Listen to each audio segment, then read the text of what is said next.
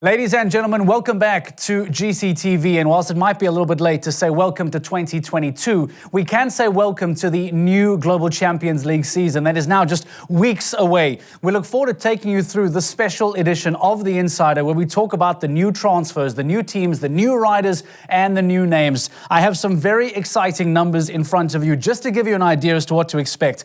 We have 21 riders that have moved teams in the off-season, 26 female riders, 35 brand new names, 3 new teams, 3 of which have now moved along, and strong under 25 contenders. Along with me, as always, Frederick de Bakker joining me in studio. Frederick, let's jump straight back in. Welcome. There is big transfer news. Where do we start today? When the list came out, there's only one place where we can start this episode of the Insider. Stockholm Hearts. That's where we start. That's where the season starts. It might even be where the season will pivot around. There's a new team. Tell me a little bit about this. Stockholm Hearts, powered by H&M, by the way. Big power, lots of riders, lots of stable horsepower. I mean, we are looking at potential championship contenders already, and we haven't jumped a single fence. So it's a new team, and they've basically poached the best riders from the best teams in the 2021 championship. I mean, are you ready to go through the lineup? Tell me who is in this, because if we are talking about championship contenders before Doha has even got underway, I would love to know who is in this team. If you want to win a championship, who do you get on your team? Mr. Peter Frederickson has to be number one on that list, surely. One on that list. Malin Bayer-Johnsen, the 2 Philippaerts brothers, Lily Atwood and Lily Keenan. 6 riders on that team, new team.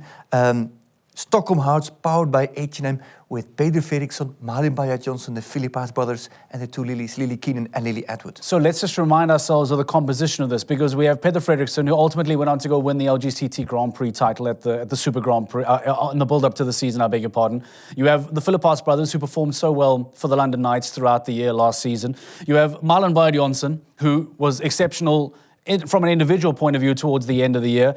Can all these wonderful dynamics work together in one super team, potentially, for the Stockholm Hearts? That is always the question, but they know each other so well. I mean, the bond between Peter and Malin is super strong. The Philippaerts brothers know each other inside out, obviously, and the 4 of them are already an H&M team. So, out of the blue, we've got this brand new team that, on paper, is there to contest not for top 4, but for the championship. I think it's super exciting. I love the fact that this early on we were already talking about potential championship contenders, despite having not jumped a fence, as we said. Well, in order to get a slightly better understanding as to how this team composition may well succeed throughout the 2022 season, let's welcome Olivia Phillips, a brand new member to the Stockholm Hearts. Olivia, welcome to The Insider. Welcome, thank you. So, Olivia, you have gone from one top team to another, and based on the composition of the Stockholm Hearts that we've unpacked, it looks as if you are in a title contending team already. Is it too early to say that about the Stockholm Hearts? I mean, it's always early to say, but I've been lucky to be a part of a very good team the last couple of years, and now I think it was time for a change. I think now, to be a part of the new team, together with world number 1, it sounds very exciting for the upcoming season. Okay, so that is basically dodging the bullet. Are you a title contending team or not? Well, I mean, I think we have a very strong team, to be very honest. I think even last few years we had a great team, but even this year, I mean, if you see, Peter has been very, very successful for the Valkenswaard United, and then Malin was very great for Shanghai Swans. My brother and me were very good with the London Knights, and especially with Lily Keenan and Lily Atwood. I think we've got a very good team, to be honest. Olivia, you've already mentioned some existing relationships there, and sometimes new teams take a little bit of time to find their rhythm. But the fact that you are very comfortable with your brother, the fact that Malin and Peter have a good relationship already, does that mean that we can expect the Stockholm Hearts to fire from the get-go, or do you think there'll be some time that you need to just get your rhythm going? Well, the faster the better, I'd say. So for sure, we're trying to go to Doha with full force. That's the idea, because on the end, even after so many shows, it always comes to a few points. So it's better to get off in a good start and try to get up and get our job done. Olivier, you spoke about the two Lilies, Lily Keenan and Lily Atwood. Of course, we know Peter, we know Mali, we know you and your brother. What should people know about Lily Keenan and Lily Atwood?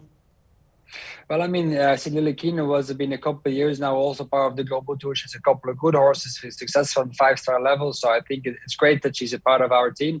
Lily Atwood, I think under 25, she is one of the best ones we could find in Europe. I mean, she's been very successful in the European Championships and also other competitions all over Europe. So I think we really think it's one of the best under 25 riders we could find.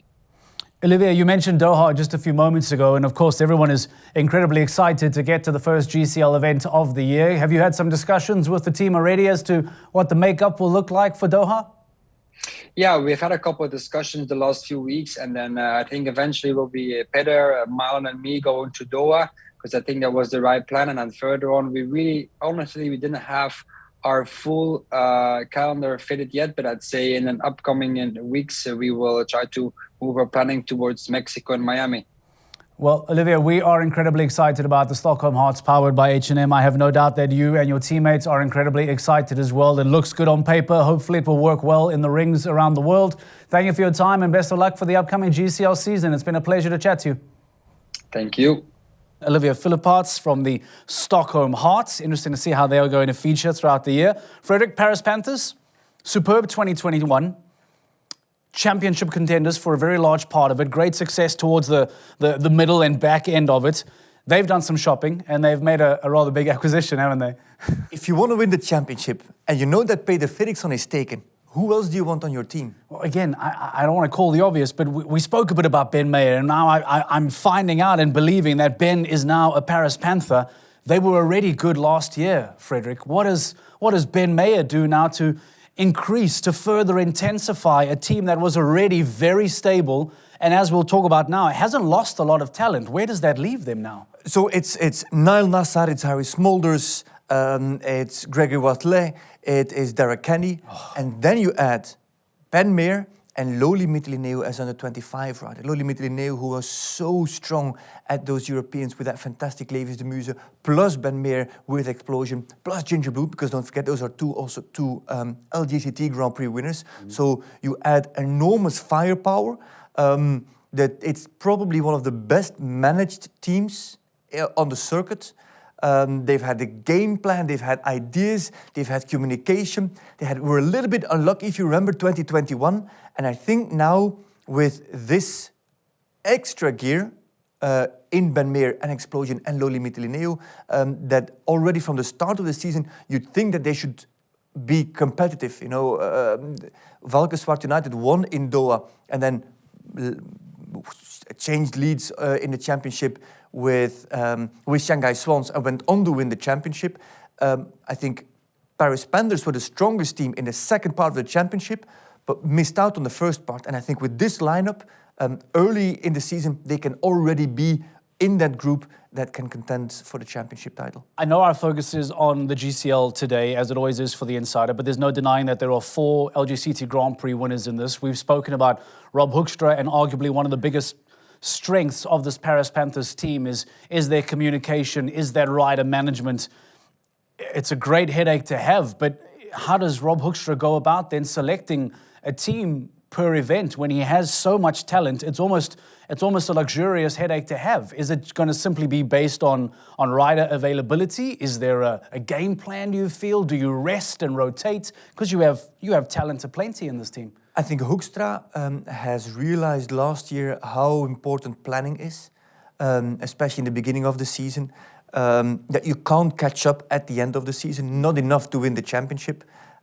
And with what he has now, he can really plan and select. He can give horses a rest, he can give riders a break. So he really has a 6-man strong team. You know, we've seen teams last year that have actually competed with only 5 or 4 riders, though they have 6 on the roster, but some of them never really featured. Now, this is a team with 6. They never come out on half strength in terms of riders, and that is the big strength of this team. Speaking of the Paris Panthers, it's always far easier to hear from the individuals themselves instead of hearing from us too. We just ramble on. Rob Hoekstra joins us live on the show for the first of what I hope will be many appearances throughout the 2022 year. Rob Hoekstra, thank you for taking time and welcome to The Insider. Thank you. Yeah, nice to be here. Nice to be back. It's wonderful to have you back. Rob, you've done some very impressive shopping in the off-season, and we'll talk about the stars that make up the combinations that I have no doubt will perform very well for you. But overall, there's no denying that Ben Meyer will take a lot of those headlines. Is he the missing piece to the puzzle that can complete this Paris Panthers lineup? Well, I mean, obviously Ben, Olympic champion, and Ben and I go back quite a long way. From our time with the British team and so on. So obviously, I'm super delighted that he's part of our team. Of course, it's going to strengthen our team. He's one of the top rider combination in the world at the moment with Explosion, and he's got several other very, very good horses. So, we wanted to strengthen. We had a very good season last year, but obviously we're trying to improve each year. So I think another key element here, Rob, surely needs to be the consistency, because yes, you've brought Ben Meyer in, but you've kept all your stars from 2021 as well. How is that dynamic going to work? Because I'm sure now you almost have a wonderful headache of selection choices here. How on earth are you, as the manager of this team, going to be able to work out who needs to jump where with so much talent available? Well, I mean, there's a lot of shows, also with away from the GLC shows. There's the World Championship this year, and Aachen and several other shows that are very important for these other guys, and Nations Cups. So you need a very strong team. You need a very big team. I think there's plenty of opportunity and plenty of shows to pick the right teams for us. And I don't think you can have too many good riders. Rob, when did Loli appear on your radar? Was that before or after the Europeans? Well, we've been watching Loli a bit, and obviously the Europeans really put her in the frame and in the picture. And then we had some contact with her towards the end of last year. For Eve, it was going to be a little bit more difficult, I think, certainly do the first half of the season because she's in the States. Her horse is a bit older now, although she performed really, really well for us last year. So we decided to go down that route, and obviously we were really excited about 2 or 3 horses that she has that could really contribute to the team, in different competitions. No, Rob, I was going to say, Rob, rider management has been one of your strengths, and you proved that throughout 2021. I wonder what conversations you've had with Loli, just what she can expect from the 2022 season with such a strong lineup. Have you had discussions with her as to how and where she may well feature for the team? Well, I've just arrived in Wellington, and she's in Wellington here together with, Ben is here and Harry was here. Obviously, Niall is here. So we're having a number of discussions here. I arrived yesterday, so I mean that's going to happen over the next week or so. We would probably see her in Madrid, I would think, the first time, as it looks for the moment. And Rob, if you take a look at the lineup, your riders look incredibly strong. I wonder if you can just give us an idea as to what horsepower those riders are bringing, because to have a wonderful lineup is fantastic. Do they all have multiple top-class horses that they'll be able to use throughout the year? Yes, I mean, very much so. I mean, obviously, if you go through Harry's got the same horses as he had last year, with Monaco in particular, being very, very strong towards the end of the year. And he's got Bingo, and he's got several other horses that could be part of that. Gregory is always very strong. He's got the same horses as last year. Dara has got a nice team of horses as it looks for the moment. Niall strengthened his team a little bit more. We've been able to acquire 1 or 2 extra horses. So I think, that things are looking very, very good for us. Normally, that first show, Doha, is always quite difficult because I've got a number of riders here in the States. And we'll only have 2 riders in Doha. And that's always going to be quite difficult for us. Each year we've had 2 riders there because the commitment's in the States. Rob, before we let you go, can you just give us a better indication as to who those 2 riders will be? Do you know? Have you had those conversations with the team just yet? Yes, it'll be Gregory and Harry. Gregory Waterlet and Harry Smulders will be there. And they'll have to pull their finger out and make sure they really perform in Doha. Well, we look forward to seeing how this team is going to perform throughout the rest of the 2022 season. Rob, you had a fantastic 2021, a bit of disappointment, of course, but no denying a fantastic season. It sounds like you've done some fantastic work in the off-season, so best of luck, not just for Doha, but for 2022, and we look forward to catching up with you again soon. Thank you very much. Look forward to it.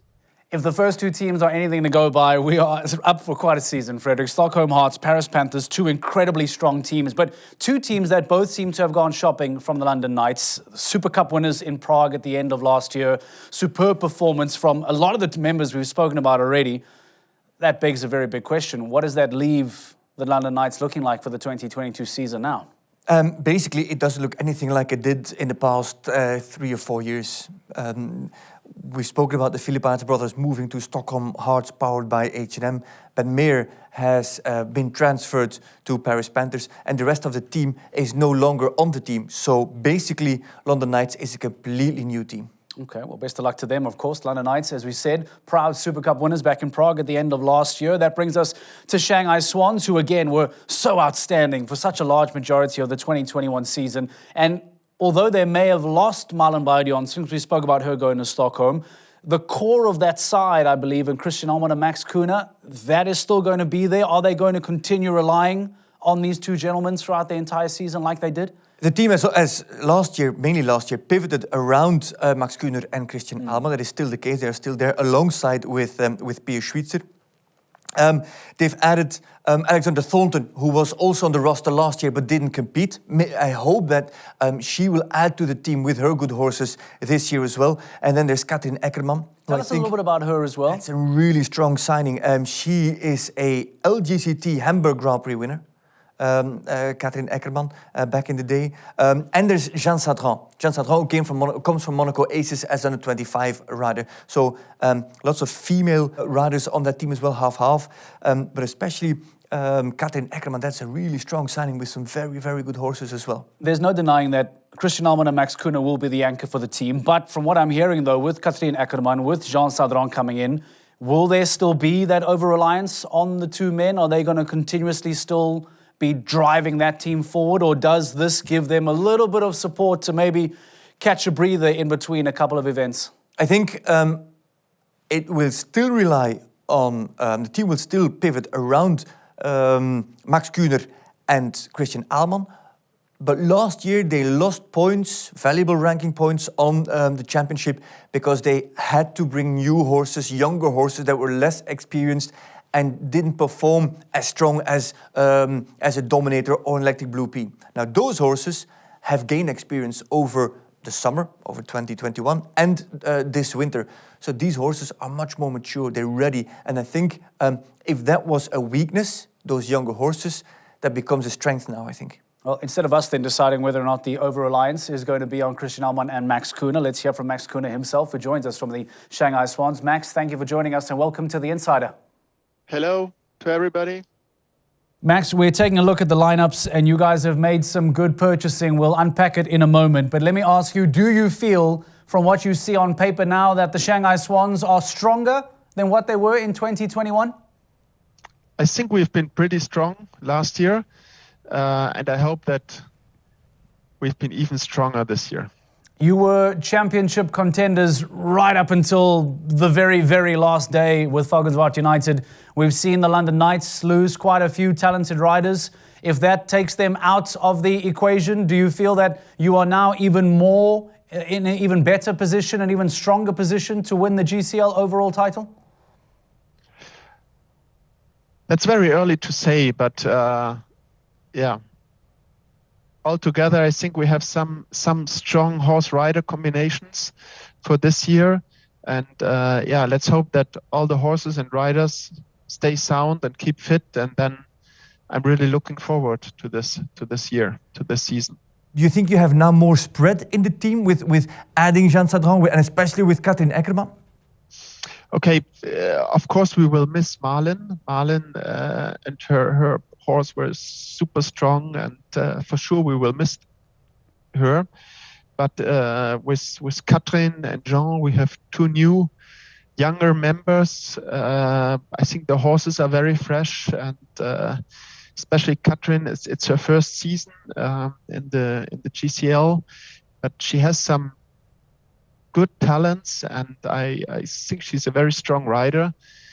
So I think she will be very helpful for us this year. Does that take some of the stress off your shoulders, Max? You and Christian carried a lot of weight of the team. Do you feel that there will be less over-reliance on the combination of Max Kuhne and Christian Allmann? We don't want less. We are used to carry these things. Tell me about Stockholm Hearts, Max. They're a brand new team. They've got some fantastic riders. You mentioned Marlon, of course, your former teammate there. Have you been keeping an eye on them? And what do you make of the newest team in the GCL? Yeah, for sure. They are a very strong team, and they will perform well this year. It's good that we have a new team and also some changes in between that makes the whole thing even more exciting. And 4, 5 very strong couples. For sure, they have a good chance to end up in the podium. And instead of focusing on the entire year, Max, let's maybe bring the magnifying glass a little bit closer. Doha is just a couple of weeks away. Have there been team discussions? Have you already discussed the lineup for Doha coming up soon? Yeah, absolutely. Of course, it's all more or less ready for Doha. We have to get all the organization done. And for Doha, it will be Christian, Jean, and myself, and Christian will bring Dominator and I will bring Electric Blue.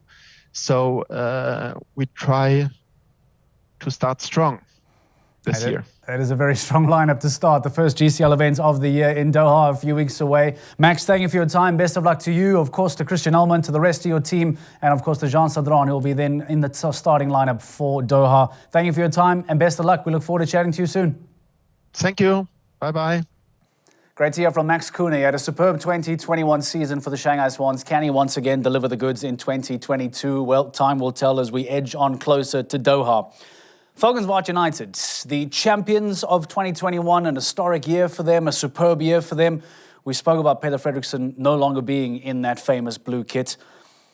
We'll talk about who is there, but Frederick, tell me, how do you go about filling a gap left by a rider the size of Peter Frederickson? How does the team, the management, the riders themselves, how do you try and close a gap, a hole that has been left by a man like Peter Frederickson? Maybe you go and try to get Ben Meer, but he went to Paris Panthers, so you have to find a different solution. And the solution that Volkswagen United have found is fairly interesting. In comes Laura Kraut from Monaco Aces and John Whitaker. Now, John Whitaker has been a member of Volkswagen United in the past. He wasn't last year, but he has been on that roster. Laura Kraut was a rival of Volkswagen United in Valkenswaard at the Tops International Arena just the other year. And then there's Gilles Thomas with Maurice Tebbel. Maurice Tebbel, who comes to ride for Stal Tops and replaces Alberto Zorzi. So there's quite a lot of changes going on in that team. Now, to answer your question, how do you replace Peter Fredriksson? Or you do it with one superb rider with 4 Grand Prix horses, and they are tough to find. And Ben Meer is taken in Paris Panthers. Or you make sure that your spread is big enough that you're not depending on just that one rider, and that a John Whitaker and a Laura Kraut, who have got those capacities, both riding-wise and horse-wise, to fill that gap. You do have to say that there's less certainty in the producing of goods with these riders than with Peter Fredriksson. That's how it is. That's also why they are ranked, and why Peter Fredriksson is a champion of the series. But it's a good way to spread your risk, because if Peter Fredriksson, for whatever reason, would get injured as a rider, you also lose your star striker. Here, United seem to have spread the risk a little bit more, and it seems that they rely on more riders to be consistent. On paper, though, it's still a really good side, because we spoke about the wonderful John Whitaker effect that happened towards the end of last year after he qualified for the Super Grand Prix. Edwina Tops-Alexander undoubtedly will go on to wear that crown and be the anchor for the team. But you still have Marcus Enning alongside you. Yes, he's retired a few horses, but when you combine him with Laura Kraut, is this still a team that can look to get into a Super Cup semi-final at the end of the year? Can they still be serious contenders? It's not as clear as it was last year with Peter on the team. it's different. The battle will be much tougher. Now, on the good note, for example, Edwina Tops-Alexander, some of the horses are coming back from her that we haven't seen in 2021. I saw her in Oliva with a horse called Katenda. Bacardi is back jumping, so she was very much reliant on fellow Castlefield, and there's a bigger spread just for her coming up for the 2022 season. So in that way, they are at least top 4 contenders. And then it'll have to be, it'll be the form and a little bit of luck, the form of the weekend and a little bit of luck that'll take him step by step further and further, maybe towards a new crown, but at least to a top 4 contention. So we've spoken about Stockholm, we've spoken about Paris and Swans, Valkenswaard United now. There are still a handful of teams that have some new faces in that we want to meet, but they will still be looking to try and remain as competitive as possible. Berlin Eagles, we know they just missed out heartbreakingly towards the end of last season in that top 4. They have some new inclusions as well, although still a lot of consistency in that Berlin Eagles side. What have they been able to do in the off-season? What does Berlin look like? Stronger, to my feeling. Much stronger. And they were already very good in 2021, so that's a good sign for them. They've added Owen McMahon to the team and Philipp Schulze-Tophoff. Now, Schulze-Tophoff just came into the spotlight at the end of 2021, winner of a World Cup, a young German talent with 2-3 very good horses. Owen McMahon as a part of Ludger Beerbaum's setup in Riesenbeck. So that's 4 riders from Riesenbeck, Jane Richard Phillips and Philipp Schulze-Tophoff. For example, Berlin Eagles were a team in 2021 that only used 5 riders in the GCL, though they had 6 on the roster. The 6th rider didn't have the experience to feature entirely and to be competitive at the moment that it mattered. And they never had that space to give him the chance to ride a comfortable round. They were always battling for top 4. It was never completely out of top 4. Yeah. It was always on the balance, on the fence. Now they've got 6 riders that can contribute or can participate in that ambition to become a top 4 team.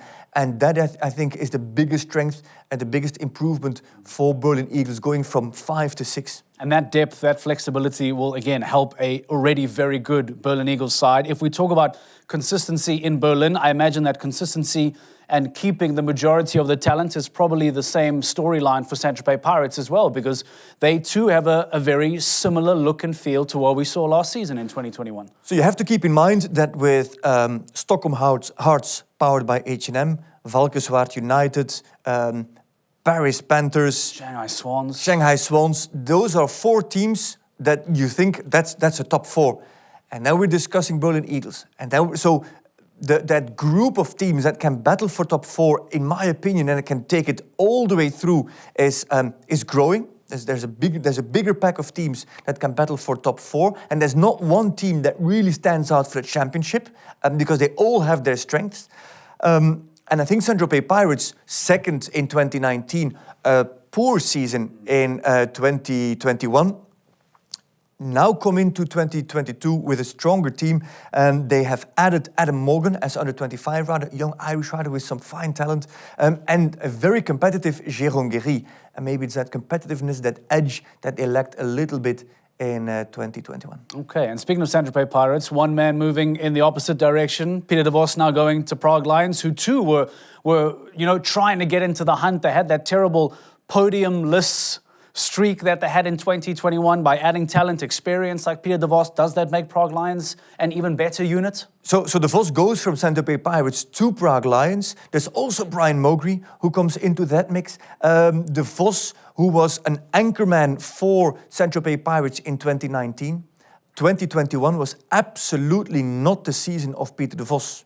Question now is, does he bounce back and does he prove his value in a new team, a new strong team with Kelnerova, with Moya, with Bruinseels, and with that very exciting under-25 rider Brian Mowgry with Balou de Reventon, a stallion, a horse that we know really, really well, of course, with Derek Kenny, and that is just that's one superstar added to the team. Now, has he got more than Balou de Reventon? He'll have to prove that on the league and on the tour throughout the season. But there are two very strong addings.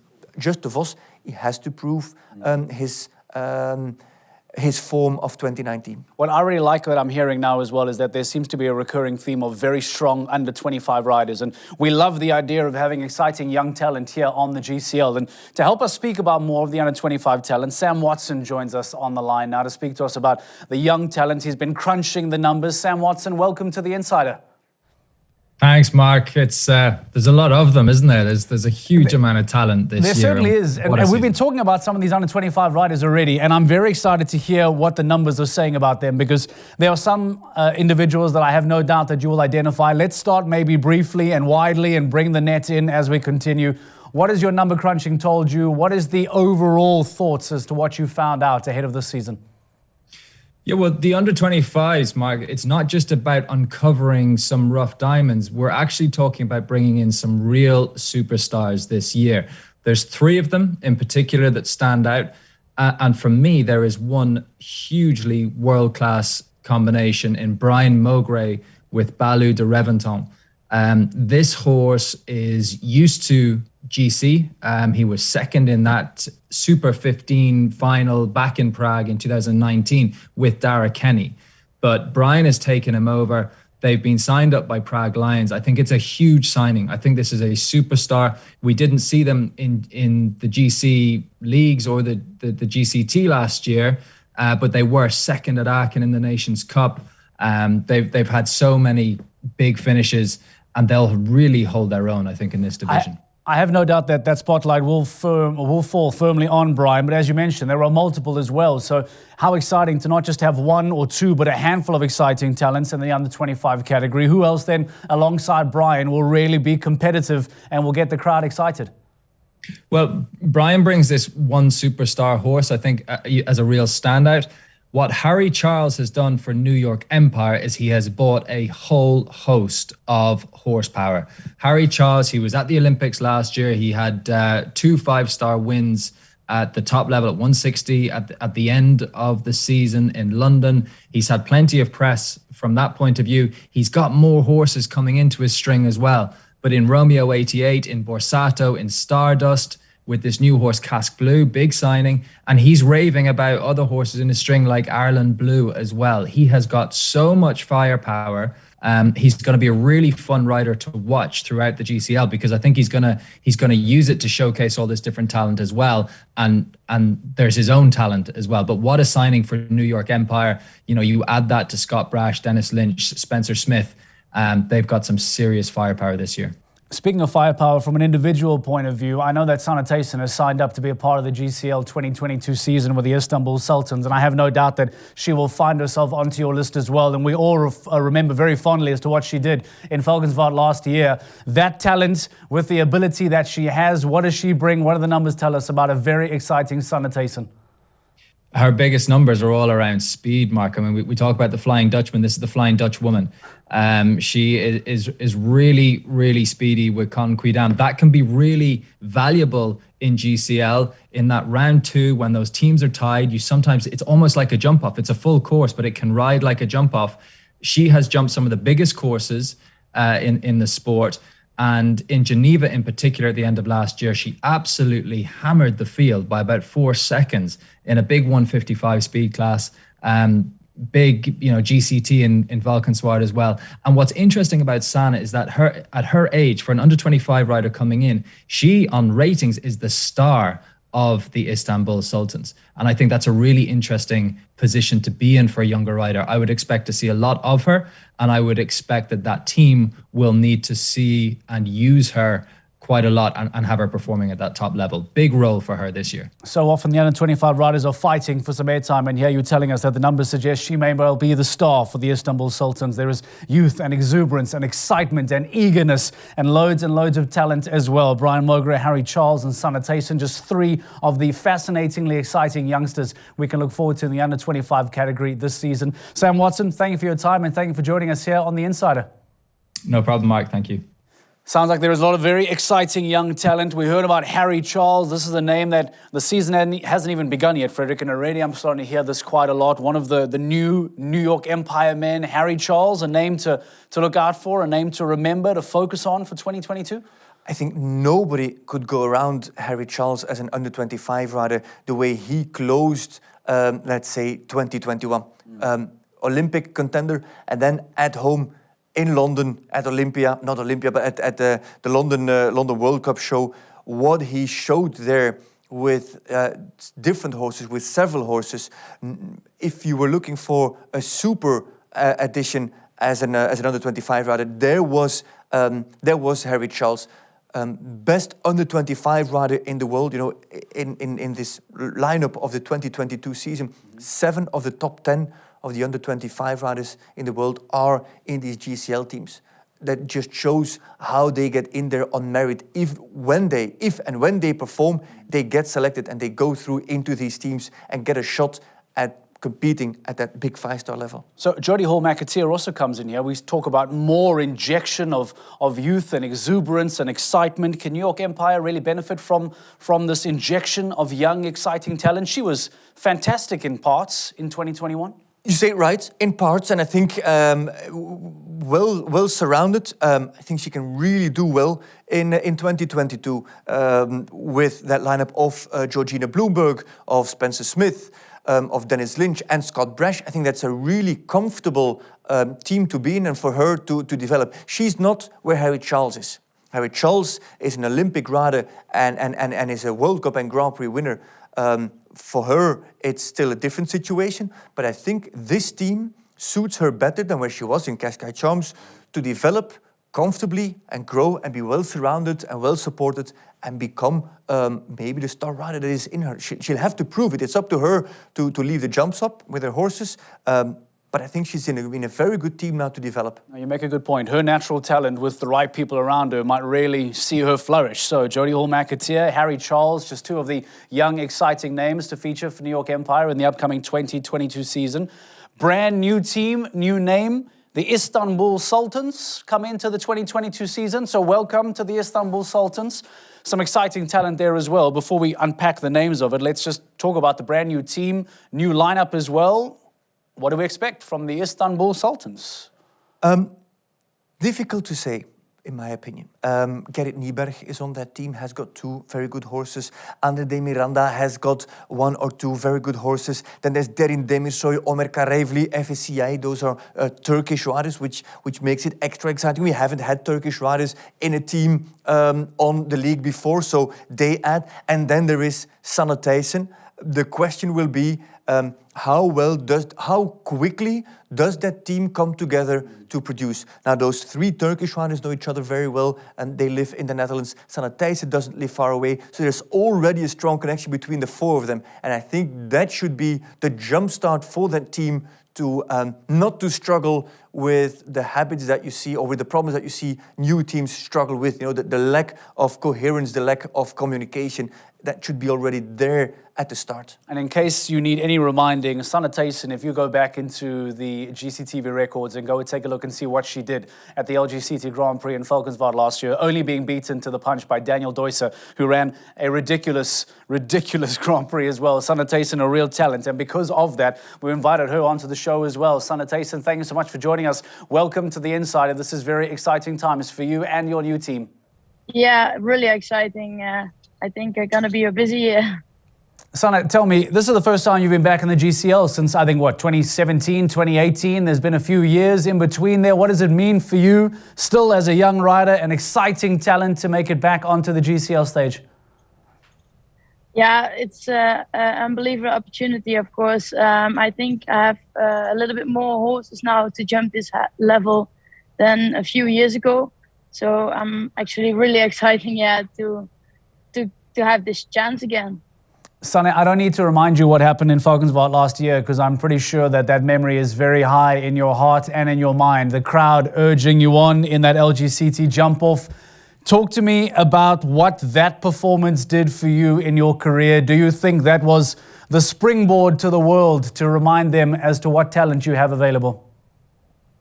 Yeah, I think for the GCL was really important, exactly, because to show your face and everything, and everyone will remind you because you won something. Of course, they don't remind you when you have 2 down or something.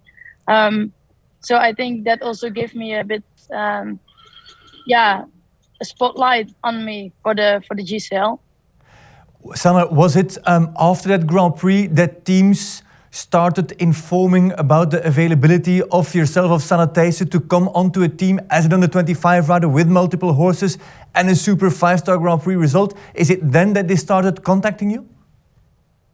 Yeah, a bit. I must say, other years they also contact me a bit, but my best horse was out then at that moment. So yeah, for me it was hard to do the globals because you need a couple of horses. You don't have enough with the one. Huh? So yeah, after that it started a bit, yeah, and then now it was like, now it's the chance, and now it's the time to take the chance. Sanne, when did the recruitment process begin? I mean, how long have you been talking to the team for? When did they first reach out to you? Actually, 2 teams did. One didn't really work out.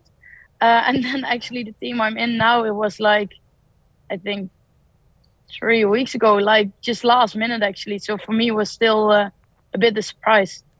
Should we press her on which team? Does that make for some healthy competition? I think that you and your team that you have chosen, Sanne, will be very, very happy to have you on board. Remind us, we will not be seeing you in Doha, if I'm not mistaken. Tell us when we first will be able to see you on a GCL stage. Miami, Mexico, that will be the first one, yeah.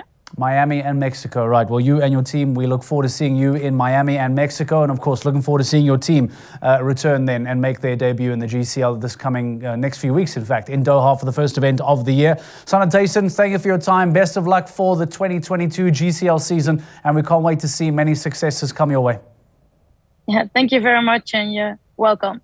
So from one of the new teams in the Istanbul Sultans to the return of the Rome Gladiators. We didn't see them in 2021. Welcome back to the GCL Rome Gladiators. Who will lead the line for Rome this year, Frederick? So we come from New York Empire, and it's Shane Breen who moves from New York Empire to Rome Gladiators with interesting riders. Edouard Levy from France. We saw him a few times at the French legs, but always as an individual. Now comes into the team with a few good horses. Young Mexican rider, Fernando Sommer.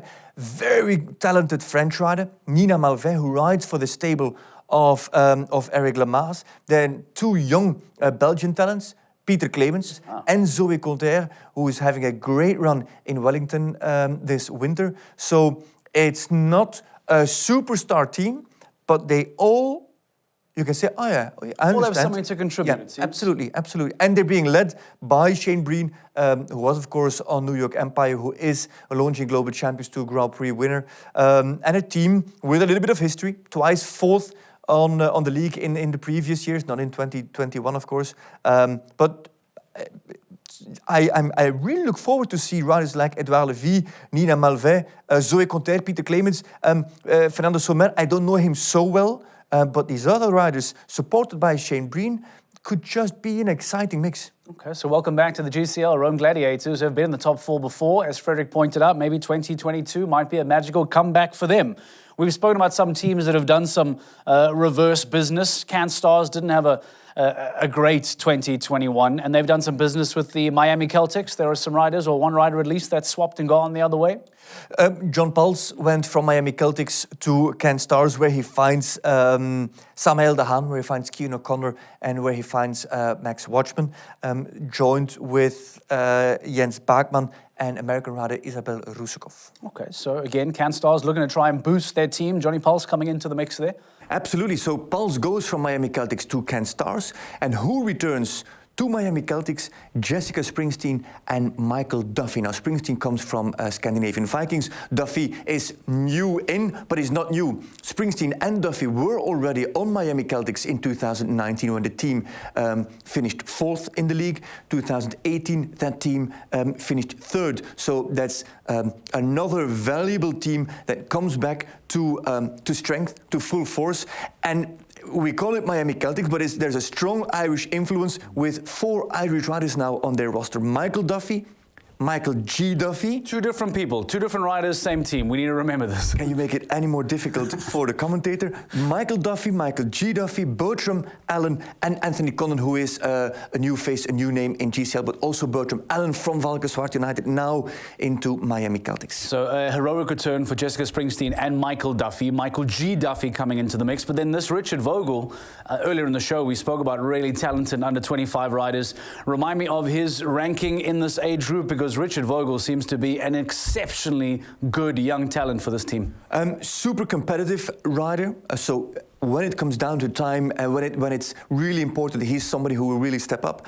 He's number 4 in the world in the under-25 rankings, proving his value, again proving that you make it into the teams on merit. A former Ludger Beerbaum rider, and Beerbaum was a big fan of him at the time, and I think now even more, Richard Vogel has got the chance to come onto the big stage. Madrid in motion. We know the Van der Vleutens, of course, were such a strong anchor. Eric seemingly forming more of the managerial role. Michael, of course, still there. Who else is in Madrid in motion? Again, they were great in parts too. If we use that term for Jody Hall-McAteer, Madrid in motion were good in parts as well. What does their 2022 lineup look like? I think it's the biggest change to Madrid in motion in years. It's been a team that has been very consistent in its lineup, but now there's no Michael G. Duffy and there's no Marlon Zanotelli. However, his wife joins us, Angelica Augustin Zanotelli. Remember her from our podcast and, of course, from the GC Playoffs in Prague, where she was a great co-commentator. So for us, it's a loss because we're out of co-commentators. And Jack Whitaker returns. Now, I don't know if you remember the story. It's a surname that I quite recall here, so it seems to be doing the rounds, yep. So Jack Whitaker was one of the most exciting signings for the 2020 season, which started in Doha. And I remember him, he qualified for the Grand Prix, jumped the Grand Prix, and one fence, a wall, in Doha at Al Shakab. He jumped it on the wrong side of the flag and got eliminated. Now, we all know how the 2020 season went and how it went down the drain. But Jack Whitaker, with some very exciting horses, Valmy de Lalande, that he got the ride from his father, is one of them. So Whitaker is again an under-25 rider who comes into those teams because throughout the 2021 season, he has proven that he's got the magic, he's got the extra stuff that other younger riders don't have. He has got that riding ability and horses. 2 teams remain for the 2022 calendar season. Scandinavian Vikings. We spoke extensively to Geert Geriksen last year in Prague in particular, where he spoke so fondly of his team. He was so proud of them and so confident of them. It didn't work out for them in Prague. What does a change look for them? What does Scandinavian Vikings shape up for 2022? Can they change some of that talent into actual results this year? 3 teams are no longer on the roster of GCL 2022, and Doha Falcons is one of them. Doha Falcons, the little success that they had in 2021 was partly because of performances of Yuri Mansour. And Yuri Mansour is added to Geert Gulliksen, to Evelina Tovek, and to Hendrik van Eckerman. Jordi van Massenhoven, young Belgian rider who we saw in Rome and qualified for the Grand Prix in Rome on his very first outing in a global tour event, so that was very strong. He joins, as well as Ingrid Gjelstum, young Scandinavian rider, Norwegian rider, who now joins Scandinavian Vikings. Let's say that the last 2 aren't as strong as the first 4 riders that we've mentioned. So it'll be up to Geert Gulliksen to make sure that he shapes it well, that he makes sure that those 2 new riders like Jordi van Massenhoven and Ingrid Gjelstum, that they get the chance to get first exposure at these events outside the team, and then gently bring him into the team when it really fits, so that when they really need him at the end of the season, when it comes down to those valuable placings and points, that those riders are ready. That leaves us with Hamburg Giants, and I find this a rather interesting pick, and it's a reason why we've left it deliberately to be the last team, because much like Valkenswaard United, who we spoke about being greater than the sum of its parts, Hamburg Giants come across as somewhat of a dark horse, because they might not have a standalone superstar, but if you break the team down for us for 2022, arguably there's a lot of real talent in that team, and I wonder if that talent can start to threaten the Stockholms and the Parises and the Shanghais and the Valkenswaard that we mentioned earlier today. So basically it's Suus Kuiten, Sarah Vringlakova, Linda Heet, so 3 ladies on the team. Linda Heet, a Swedish rider. And then it is Simon de Lester, Jurvliering, and Barbles. Now, when you talk about competitiveness, those 3 men are strong. Also, Linda Heet is a very strong Swedish rider. Suus Kuijten has had a lot of exposure on the team last year.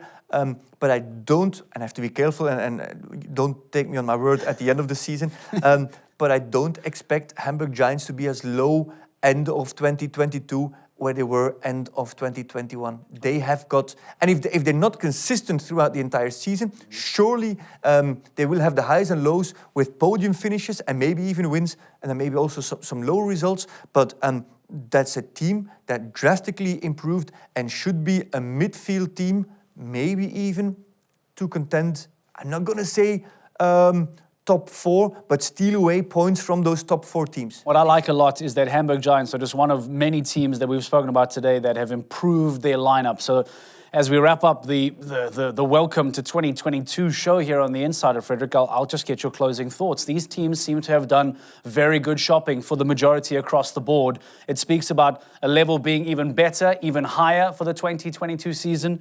Your thoughts, your expectations, what have you made of who has moved, who looks really good, who will really stand out? We've got 3 new teams, and Stockholm Hearts, powered by H&M, is a team that really stands out for me.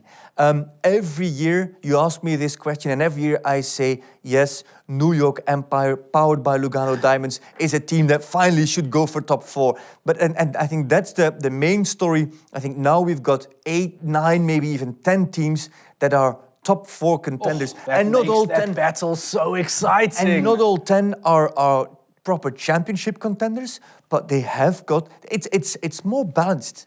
There's more of a level playing field. And yes, of course, you can say that Paris Panthers or Stockholm Hearts stand out, but still, for a top 4 finish, I think we've got 10 teams. If it wasn't already close enough, at least in a 2-horse race going down to the wire in 2021. I like what you're saying to suggest that this may well be one of the most competitive seasons we've seen in the GCL for a very, very long time.